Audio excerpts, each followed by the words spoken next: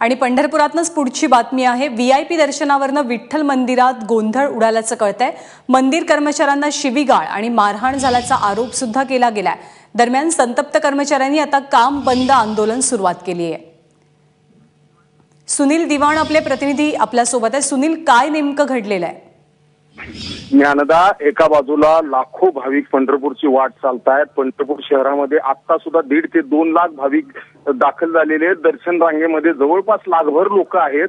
दर्शनाला आज सुद्धा 10 ते 12 तासाचा वेळ लागत असताना काही मंदिर समितीचे एका सदस्याने त्याचे व्हीआयपी लोक दर्शनासाठी सोडायला घेऊन आला होता आणि प्रशासनाने व्हीआयपी दर्शन पूर्ण बंद केले असल्यामुळे तिथल्या कर्मचाऱ्यांनी त्याला मज्जाव केला।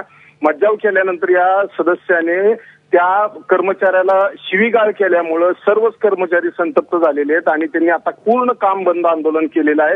मंदिरात विठ्ठल मंदिरात हे सगळे कर्मचारी एकत्र येऊन बसून घोषणाबाजी चाललेली आहे। जोपर्यंत या मंदिर समिती सदस्यावर कारवाई होणार नाही तोपर्यंत आम्ही काम सुरू करणार नाही, अशा पद्धतीची भूमिका या कर्मचाऱ्यांनी घेतलेली आहे। ज्ञानदा। सुनील, धन्यवाद या माहितीबद्दल।